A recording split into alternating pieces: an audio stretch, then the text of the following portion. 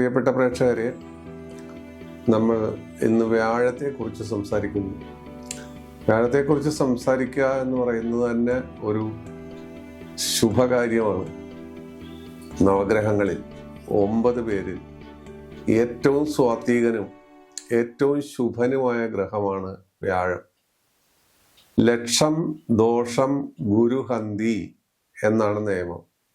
1,00,000 ദോഷം ഉണ്ടെങ്കിൽ പോലും വ്യാഴമോ അതിൻ്റെ ദൃഷ്ടിയോ അതിൻ്റെ ഏതെങ്കിലും തരത്തിലുള്ള ബന്ധമോ വന്നാൽ ആ ദോഷത്തെ എല്ലാം ഹനിക്കാൻ വ്യാഴത്തിന് പവറുണ്ട്. മറ്റൊരു ഗ്രഹത്തിനും അത് സാധ്യമല്ല. അപ്പോ വ്യാഴഗ്രഹം, ഗ്രഹങ്ങളിൽ വെച്ച് ഏറ്റവും വലിയ ഗ്രഹമാണ് വ്യാഴഗ്രഹം. ആ വ്യാഴഗ്രഹത്തെക്കുറിച്ച് 12 കൊല്ലം കൊണ്ടാണ് വ്യാഴം രാശിചക്രം കവർ ചെയ്ത് വരുന്നത്. നിന്ന സ്ഥലത്ത് തന്നെ തിരിച്ചു വരുന്നത് 12 കൊല്ലം. വ്യാഴവട്ടം പന്തീരാണ്ട് എന്ന് പറയുന്നത് കൃത്യമായിട്ട് 12 കൊല്ലം ഇല്ല, ഏതാനും ദിവസങ്ങൾ അവിടെ കുറവാണ്. എന്നാലും ജ്യോതിഷക്കാര് അങ്ങനെയൊക്കെ പറയും, വ്യാഴവട്ടമാണ്, 12 കൊല്ലമാണ് എന്നൊക്കെ പറയും. അപ്പൊ വ്യാഴം ഒരു സ്വാത്വിക ഗ്രഹമാണെന്ന് നേരത്തെ പറഞ്ഞതിനെ തുടർന്ന് എന്താണ് അതിൻ്റെ സ്വാത്വികത്വം എന്ന് ചോദിച്ചാൽ, എവിടെ നിന്നാലും എങ്ങനെ നിന്നാലും എത്ര മോശം സ്ഥലത്ത് നിന്നാലും അതിന് ദ്രോഹം ചെയ്യുന്ന അല്ലെങ്കിൽ ഒരു ക്രൂരഗ്രഹം ചെയ്യുന്നതായ ദോഷങ്ങളൊന്നും വ്യാഴം ഒരാൾക്കും ചെയ്യുന്നില്ല. വ്യാഴത്തിന് ഏറ്റവും ഇഷ്ടപ്പെട്ട സ്ഥാനങ്ങൾ സാധാരണഗതിയിൽ 2, 5, 7, 9, 11 ഇങ്ങനെയൊക്കെയാണ് ലഗ്നാൽ വളരെ ഇഷ്ടപ്പെട്ട സ്ഥാനങ്ങൾ. ആ അനിഷ്ട സ്ഥാനങ്ങളായാൽ പോലും വ്യാഴം വ്യാഴമാണ്. വ്യാഴം വ്യാഴത്തിൻ്റെതായ സ്വഭാവമായിരിക്കും കാണിക്കുക. അതാണ് ഇവിടെ ആമുഖമായിട്ട് പറയാനുള്ളത്. പിന്നെ വ്യാഴം എന്ന് പറഞ്ഞാൽ മഹാവിഷ്ണു പ്രതീകമാണ്. മഹാവിഷ്ണുവാണ് അതിൻ്റെ അധിദേവത. മഹാവിഷ്ണു പ്രതീകമാണ് വ്യാഴം. അപ്പോൾ നമ്മൾ മഹാവിഷ്ണു പല രൂപത്തിൽ പല സ്ഥലത്തിരിപ്പുണ്ട്. പ്രത്യേകിച്ച് കേരളത്തിലെ സംബന്ധിച്ചിടത്തോളം ശരിക്ക് ഗുരുവായൂരപ്പൻ തന്നെയാണ്, ഗുരുവായൂർ തന്നെയാണ്. ഗുരുവായൂരത്തെ മഹാത്ഭുതങ്ങളും ചൈതന്യങ്ങളും ഞാൻ വാക്കുകൊണ്ട് വർണ്ണിച്ചാൽ അത് പൂർത്തിയാകാത്തത് കൊണ്ട് ഞാനത് വിടുന്നു. അത് നിങ്ങളുടെ മനസ്സിലുണ്ട് ആ സങ്കല്പം എന്താണെന്ന്. അപ്പോൾ വ്യാഴത്തെ സംബന്ധിച്ച് നമുക്ക് എന്തെങ്കിലും ബുദ്ധിമുട്ടുകളുണ്ടെങ്കിൽ നമ്മൾ മഹാവിഷ്ണു ധ്യാനം നടത്തുന്നു, ഗുരുവായൂരപ്പനെ പോയി കണ്ട് സങ്കടം പറയുന്നു. അദ്ദേഹം എല്ലാവരുടെ സങ്കടങ്ങളും കേൾക്കുന്നു, പരിഹാരം തരുന്നു, മാർഗങ്ങൾ നിർദ്ദേശിക്കുന്നു, അങ്ങനെ പോകുന്നു. വ്യാഴഗ്രഹം അവർക്ക്, വ്യാഴത്തിന് ശത്രുക്കളുണ്ട്. ശുക്രൻ ശത്രുവാണ്, ബുധൻ ശത്രുവാണ്. ശുക്രൻ ശത്രുവായാനുള്ള കാരണം ഞാൻ പറഞ്ഞു, ദേവഗുരുവും അസുരഗുരുവാണ്. ശുക്രൻ അസുരഗുരുവാണെന്ന് വെച്ച് ചില്ലറക്കാരനല്ലെന്നും പറഞ്ഞിട്ടുണ്ട്. ബുധനോട് ശത്രുത വരാനുള്ള കാര്യം എന്തെന്ന് അതും നേരത്തെ അധ്യായങ്ങളിൽ പറഞ്ഞിട്ട് അത് ഞാൻ ആവർത്തിക്കുന്നില്ല. കാരണം അത് തികച്ചും വ്യാഴത്തെ സംബന്ധിച്ച് വ്യക്തിപരമായ വൈരാഗ്യമാണ് ബുധനോടുള്ളത്. ബുധൻ ശുഭഗ്രഹമാണ്, ശുക്രനും ശുഭഗ്രഹമാണ്. പക്ഷെ ഇവരോട് വ്യാഴത്തിന് ശക്തിയായ വൈരാഗ്യമുണ്ട്. അപ്പൊ അവരുടെ ക്ഷേത്രത്തിൽ, ഇപ്പൊ ശുക്രന്റെ ക്ഷേത്രത്തിൽ വ്യാഴം നിന്നാൽ അതിൻ്റെതായ ബുദ്ധിമുട്ടുകളോ കുറവുകളോ കൂടുതലുകളോ ഒക്കെ ഉണ്ടാകാം. ഇപ്പൊ ബുധന്റെ ക്ഷേത്രത്തിലാണ് വ്യാഴം നിൽക്കുന്നത്. ഈ അധ്യായം ചിത്രീകരിക്കുന്ന സമയത്ത് ഇപ്പോൾ അടുത്ത 2026 ജൂലൈ മാസം വരെ ബുധന്റെ ക്ഷേത്രത്തിൽ മിഥുനത്തിലാണ് വ്യാഴം നിൽക്കുന്നത്. ആ മിഥുനത്തിൽ വ്യാഴം നിൽക്കുന്നതിൻ്റെതായ ചില വ്യത്യാസങ്ങളും ചില പോരായികകളും സാധാരണ സംഭവിക്കാറുണ്ട്. എന്നുവെച്ചാൽ ശത്രുക്ഷേത്രത്തിലാണ് നിൽക്കുന്നത്. ശത്രുക്ഷേത്രത്തിൽ നിൽക്കുമ്പോൾ പക്ഷെ ശത്രുക്ഷേത്രത്തിൽ നിന്നാൽ പോലും തൻ്റെതായ ഗുണത്തിന് ഒരു കുറവും വരാത്ത ഒരു ഗ്രഹമാണ് വ്യാഴം എന്നുകൂടി പ്രേക്ഷകർ മനസ്സിലാക്കണം. അതാണ് വ്യാഴത്തിൻ്റെ ഒരു പ്രത്യേകത. എവിടെ നിന്നാലും എങ്ങനെ നിന്നാലും അതിൻ്റെ പ്രസരണ ശക്തി, അതിൻ്റെതായ ആ ചൈതന്യം അത് എടുത്തു പിടിക്കുന്നു. അതാണ് അതിൻ്റെ ഏറ്റവും വലിയ ഗുണം. ഒരാൾക്ക് വ്യാഴം ജാതകത്തിൽ വളരെ നല്ല സ്ഥലത്ത് നിന്നാൽ ഉണ്ടാകുന്ന അനുഭവങ്ങൾ വളരെ വലുതാണ്. വ്യാഴം തരുന്ന യോഗമാണ് ചന്ദ്രന്റെ കേന്ദ്രത്തിൽ നിന്നാൽ 4, 7, 10 കേന്ദ്രത്തിൽ നിന്നാൽ കേസരി യോഗം. 84 വയസ്സ് വരെ ആയുസ്, ധനം, പ്രതാപം, ഐശ്വര്യം. ലഗ്നാൽ 10 നിന്നാൽ അമലായോഗം. ചന്ദ്രന്റെ 2 നിന്നാൽ സുനഭായോഗം. ചന്ദ്രനും വ്യാഴവും കൂടി ഒരുമിച്ച് ചേർന്ന് നിന്നാൽ ഗജകേസരി യോഗം. ഇങ്ങനെ അനേകം. പിന്നെ ലഗ്ന കേന്ദ്രത്തിൽ സ്വക്ഷേത്ര ബലവാനായി നിന്നാൽ ഹംസയോഗം. ഇതെല്ലാം വ്യാഴം തരുന്ന യോഗങ്ങളാണ്. വേറെ യോഗങ്ങളുണ്ട്, പക്ഷെ ഞാൻ ഇനി പറഞ്ഞത് പ്രധാനപ്പെട്ട യോഗങ്ങളെ കുറിച്ചാണ്. ഹംസയോഗം. അപ്പോൾ ഇതുപോലുള്ള യോഗങ്ങൾ നമുക്ക് തരുന്നു. ആ യോഗങ്ങൾ തരുന്നു എന്ന് മാത്രം അല്ല, ആ യോഗങ്ങളുടെ ഫലങ്ങളും നമുക്ക് കിട്ടേണ്ട രീതിയിൽ കിട്ടുന്നു. ഇനിയും ദുരാഗ്രഹിയായ മനുഷ്യര് വ്യാഴദശ വരുമ്പോൾ എനിക്ക് വാരിക്കോരി കിട്ടും, എനിക്ക് കേസരി യോഗമുണ്ട്, അല്ലെങ്കിൽ സുനഭായോഗമുണ്ട്, അല്ലെങ്കിൽ അനഭായോഗമുണ്ട്, അല്ലെങ്കിൽ മറ്റെന്തെങ്കിലും ഉണ്ട്, ഇത് മുഴുവനും കൂടി കിട്ടും എന്ന് പറഞ്ഞാൽ കിട്ടില്ല. വ്യാഴം ഞാൻ നേരത്തെ പറഞ്ഞ രീതിയിൽ തരുന്നതിന് ഒരു പരിമിതിയുണ്ട്.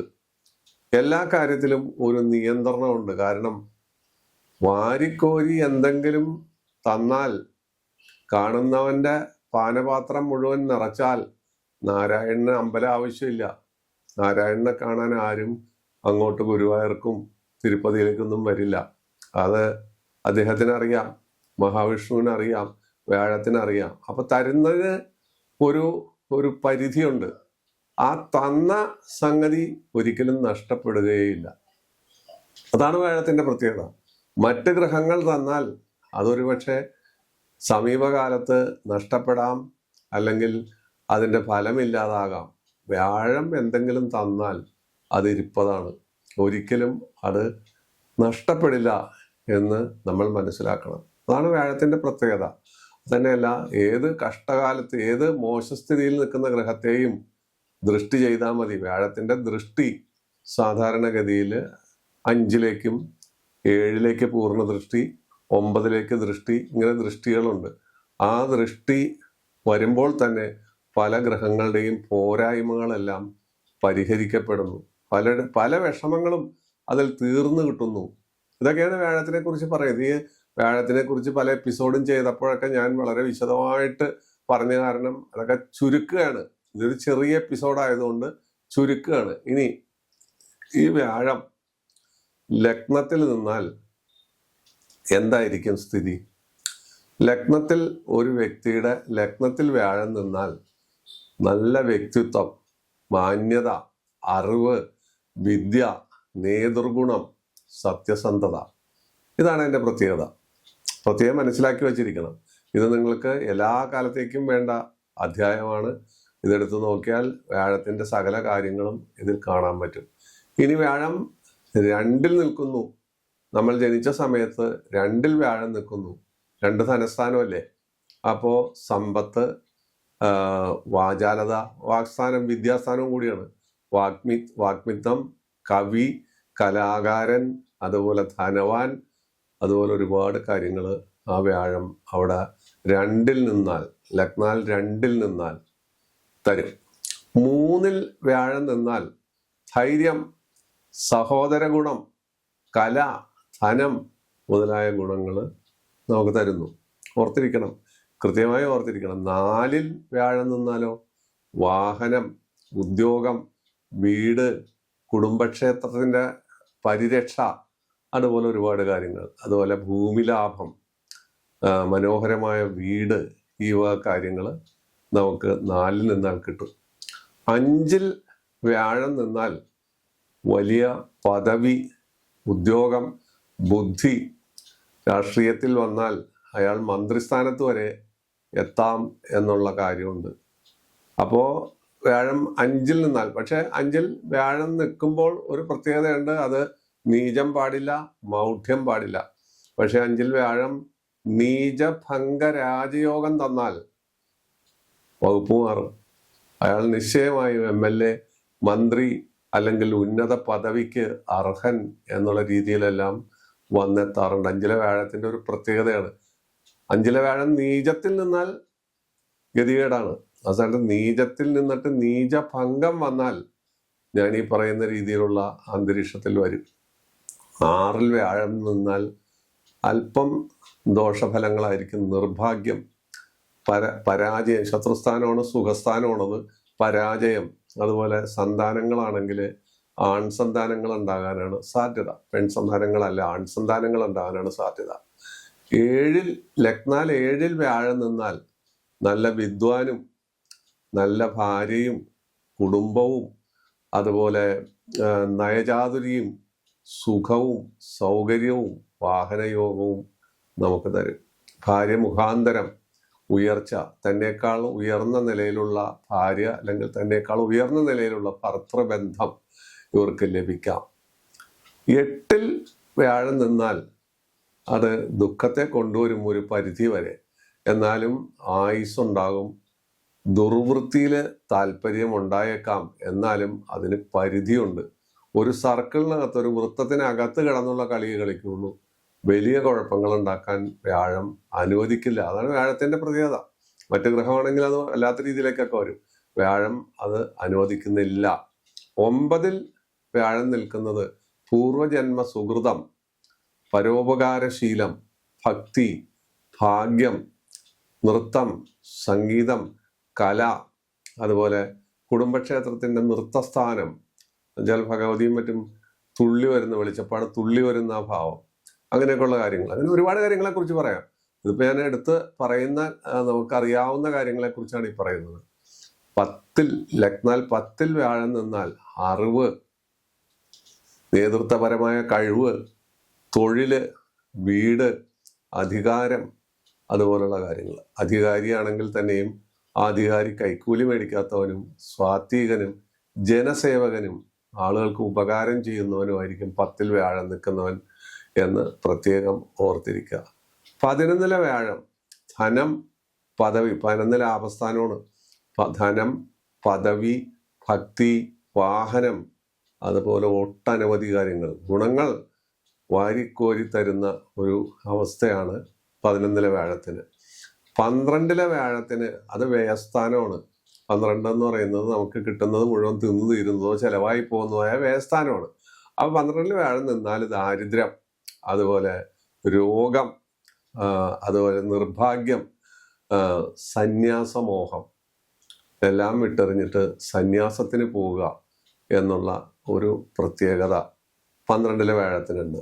വ്യാഴദശയുടെ ആദ്യഘട്ടത്തിൽ മോശമായിരിക്കും.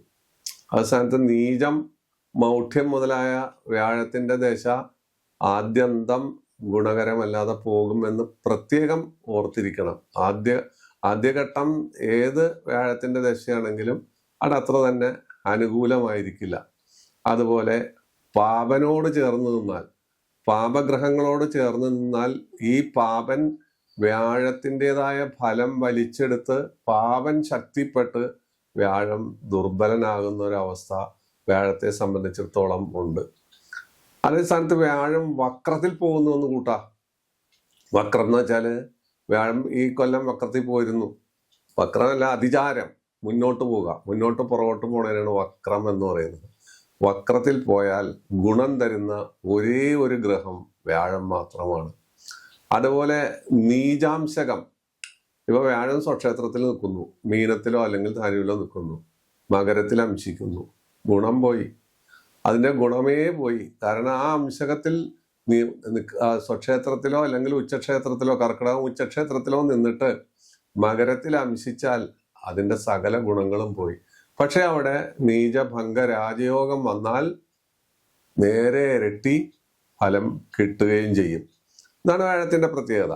മേടം, കർക്കിടകം, ചിങ്ങം, ധനു, അതുപോലെ ഉള്ള മാസങ്ങളിലെല്ലാം നല്ല അവസ്ഥ വ്യാഴം തരും. ഇങ്ങനെയൊക്കെയുള്ള മീനം മുതലായ മാസങ്ങളിലെല്ലാം വ്യാഴം നിന്നാൽ വ്യാഴം നമുക്ക് വളരെ അനുകൂലമായ ഫലങ്ങളായിരിക്കും സാധാരണ തരുന്നത് എന്നും പ്രേക്ഷകർ പ്രത്യേകം ഓർത്തിരിക്കുക.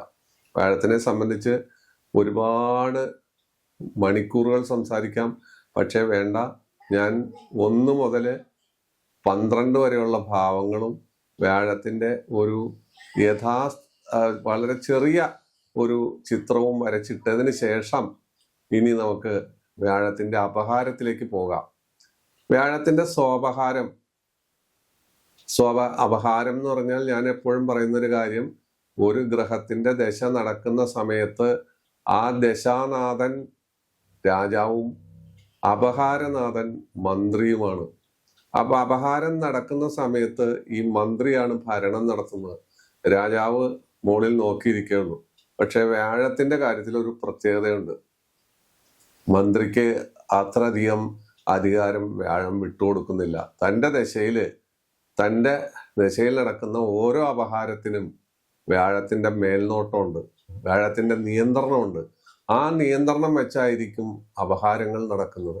അപ്പൊ വ്യാഴത്തിന്റെ സ്വാപഹാരം 2 വർഷം 1 മാസം 18 ദിവസമാണ്. അത് സൽസമ്പത്ത്, ആരോഗ്യം, പ്രവൃത്തി വിജയം എന്ന് വേണ്ട മാനസികമായ സന്തോഷം അതുവരെ അതിനു മുമ്പത്തെ ദശയിൽ അനുഭവിച്ചിരുന്നതായ വിഷമങ്ങളെല്ലാം, രാഹു ദശയിൽ അനുഭവിച്ചിരുന്നതായ വിഷമങ്ങളെല്ലാം മാറി ഒരു വസന്തകാലം നമ്മൾക്ക് വന്നു പെടുകയാണ്. അത് കഴിഞ്ഞാൽ പിന്നെ ശനിയുടെ അപഹാരമാണ്. 2 വർഷം 6 മാസം 12 ദിവസമാണത്. ശനി ദുഃഖത്തിന്റെ ആശാനാണ്. അപ്പൊ ദുഃഖം, തൊഴിൽ നഷ്ടം, വാദസംബന്ധമായ പ്രശ്നങ്ങള്, കേസ് വഴക്കുകള് ഇതെല്ലാം ആ സമയത്ത് സംജാതമാകും. പക്ഷേ ഞാൻ നേരത്തെ പറഞ്ഞു, വ്യാഴമാണ്, വ്യാഴത്തിൻ്റെതായ മേൽനോട്ടം അവിടെ ഉണ്ട്. ശനിയുടെ അപഹാരമാണ്, ശനി മന്ത്രിയാണ് അവിടെ, തത്സമയത്ത് മന്ത്രിയാണ്. മന്ത്രിയെ അങ്ങനെ ഒരാളെ ദുഃഖിപ്പിക്കാനോ അങ്ങനെ വിഷമിക്കാനോ വ്യാഴം സമ്മതിക്കില്ല, പിടിച്ചു നിർത്തും. മതി, ഇത്രയും മതി, അവന് ഇത്രയും ഉപദ്രവിച്ചത് മതി എന്ന് പറയും. മറ്റു ഗ്രഹങ്ങളാണെങ്കിൽ മന്ത്രിക്ക് സ്ഥാനം കൂടും. ഇവിടെ അങ്ങനെയല്ല, വ്യാഴത്തിന് നിയന്ത്രണമുണ്ട്.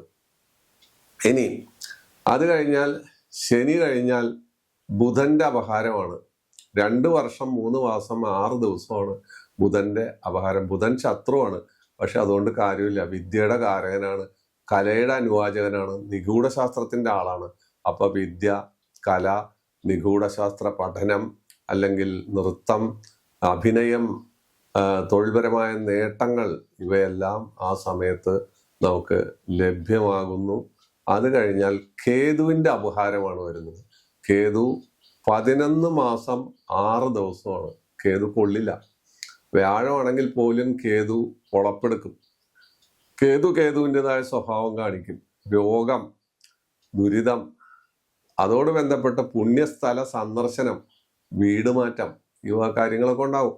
പക്ഷെ എന്നിരുന്നാലും നേരത്തെ പറഞ്ഞൊരു വാചകം ഓർക്കണം, അദ്ദേഹത്തിന്റെ മേൽനോട്ടത്തിലായിരിക്കും ഇതെല്ലാം നടക്കുന്നത്. ഇതൊക്കെ ചെയ്താലും മുകളിൽ നിന്നൊരു നിയന്ത്രണമുണ്ട്. കേതുദശയിൽ ചൂട് കൂടും, ആ കേതുവിന്റെ അപഹാരത്തിലെ ചൂട് വരും, പക്ഷെ വ്യാഴം തണുപ്പിക്കും. അത് അറിയാതെ പോകും. അങ്ങനെയൊക്കെയുള്ള കാര്യങ്ങൾ നമ്മൾ സയന്റിഫിക് ആയിട്ട് ചിന്തിക്കുമ്പോൾ അങ്ങനെ ഉണ്ടാകും. പിന്നെ ശുക്രന്റെ അപഹാരമാണ് വരുന്നത്. 2 വർഷം 6 മാസമാണ്. വളരെ സന്തോഷകരമായ കാര്യമാണ്. ശത്രുക്കളാണ്, അസുരഗുരുവും ദേവഗുരുവാണ്. പക്ഷെ ശുക്രന്റെ അപഹാരം സന്തോഷം, സ്വർണലാഭം, രതിസുഖം, അന്യസ്ത്രീ ബന്ധം, വിവാഹം, സന്താനജനനം, പെൺകുട്ടിയായിരിക്കും ആ സമയത്തുണ്ടാകുന്നത്. ഇതുപോലെ വാഹന ലാഭം, കലാപരമായ ഔന്നത്യം, സിനിമാ നടന്മാരാണെങ്കിൽ ആ സമയത്ത് കുതിച്ചു കയറും, റേറ്റ് കൂടും, 10 ലക്ഷം മേടിച്ചിരുന്നതിന് 1 കോടി ചോദിക്കും. ഇങ്ങനെയൊക്കെയുള്ള കാര്യങ്ങൾ ആ സമയത്ത് അവിടെ ഉണ്ടാകും. അത് കഴിഞ്ഞാൽ രവിയുടെ അപഹാരം, ശുക്രൻ കഴിഞ്ഞ രവിയുടെ അപഹാരം 9 മാസം 18 ദിവസമാണ്. ശത്രുനാശം, ആരോഗ്യം, ഉന്നതി, ഉയർച്ച, പൊതുജനരംഗത്ത് ശോഭിക്കുക, തെരഞ്ഞെടുപ്പിൽ വിജയമുണ്ടാകുക, അതുപോലുള്ള ഒരുപാട് ഗുണങ്ങൾ വ്യാഴത്തിന്റെ ആദിത്യാപഹാരത്തിലുണ്ടാകും. അത് നല്ല കാലമാണ്. പിന്നെ ചന്ദ്രന്റെ അപഹാരമാണ് വരുന്നത്. ചന്ദ്രന്റെ അപഹാരം 1 വർഷം 4 മാസമാണ്. അതും മനോഹരമാണ്. ചന്ദ്രൻ വ്യാഴമായിട്ട് അത്രത്തോളം ബന്ധപ്പെട്ട ഒരു ഗ്രഹം അല്ലെങ്കിൽ പോലും ചന്ദ്രൻ ആരോടും പരിഭവമില്ലെങ്കിലും വ്യാഴത്തിന് ചന്ദ്രനോട് ചില പരിഭവങ്ങളുണ്ട്. ആ കഥകളൊക്കെ നമ്മൾ പറഞ്ഞിട്ടുണ്ട്. എന്നാൽ പോലും ചന്ദ്രന്റെ അപഹാരത്തില് സാധാരണ രീതിയില് ഉന്നതി, കീർത്തി, ധനം, സന്താന ലാഭമാണെങ്കിൽ പുത്രിയായിരിക്കും. പെൺകുട്ടിയായിരിക്കും. അതുപോലെ മാനസികമായ സുഖം, ഇതുപോലുള്ള ഒരുപാട് നല്ല കാര്യങ്ങൾ ചന്ദ്രന്റെ അപഹാരത്തിൽ നമുക്ക് കിട്ടുന്നു. അത് കഴിഞ്ഞാൽ കുജന്റെ അപഹാരമാണ്. 11 മാസം 6 ദിവസമാണ് അത് വരുന്നത്. കളവ്, അഗ്നിഭയം, അതുപോലെ പല സാഹസ പ്രവൃത്തികളിലും ഏർപ്പെടുക, ശരീരത്തിൽ മുറിവുകൾ ഉണ്ടാവുക, ഇങ്ങനെയൊക്കെയുള്ള ഒരുപാട് കാര്യങ്ങൾ കുജന്റെ അപഹാരത്തിൽ ഉണ്ടാവും. വ്യാഴദശയിൽ കുജന്റെ അപഹാരത്തിലുണ്ടാവും. അവസാനത്തെ അപഹാരം രാഹുവിന്റെ അപഹാരമാണ്.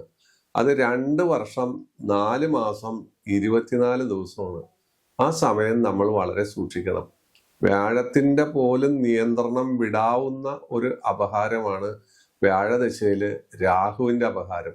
രോഗം, ദുരിതം, ചിലപ്പോൾ മാരകത്വം ഉണ്ടെങ്കിൽ മരണം വരെ സംഭവിക്കാവുന്നതാണ് ആ അപഹാരത്തില്. അല്ലാതെ ദീർഘായുർ യോഗമുണ്ട്, വ്യാഴം ശക്തനായി ബലവാനായി നിൽക്കുകയാണ് എങ്കിൽ ഇതൊന്നും സംഭവിക്കില്ല. പക്ഷെ എന്നിരുന്നാലും രോഗങ്ങളും ദുരിതങ്ങളും ഭീതിയും ഭയവും ആശങ്കകളും, ജീവിതം തന്നെ ഒരു ആശങ്കയിൽപ്പെടുന്ന ഒരവസ്ഥയും നമുക്ക് സാധാരണ കാണാൻ സാധിക്കും.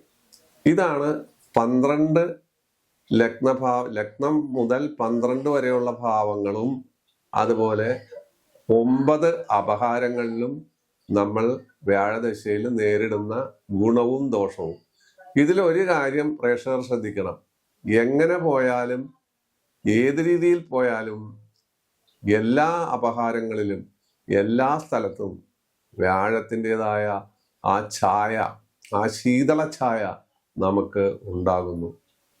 അപകടങ്ങളും അതുപോലെ അത്യാപത്തുകളും അതുപോലെ ദുഃഖങ്ങളും വിഷമങ്ങളും കേസുകളും വഴക്കുകളും ഒക്കെ ഉണ്ടെങ്കിൽ പോലും അതിനെല്ലാം വ്യാഴം ഒരു മറയായി, അതിനെല്ലാം ഒരു താങ്ങായി, തണലായി മനുഷ്യനെ രക്ഷിക്കുന്നു എന്ന് കൃത്യമായി കാണാം. ഇപ്പൊ രാഹുവിന്റെ അപഹാരം വ്യാഴദശയിൽ നടന്നാൽ പോലും അതൊന്നും വലിയ കാര്യമായ കാര്യമല്ലാതെ വരുന്നു. പക്ഷെ നമ്മുടെ മനസ്സിൽ ഭീതി ഉണ്ടാവും. ആ ഭീതി വ്യാഴത്തെ വിളിച്ചാൽ തീരാവുന്നതേ ഉള്ളൂ.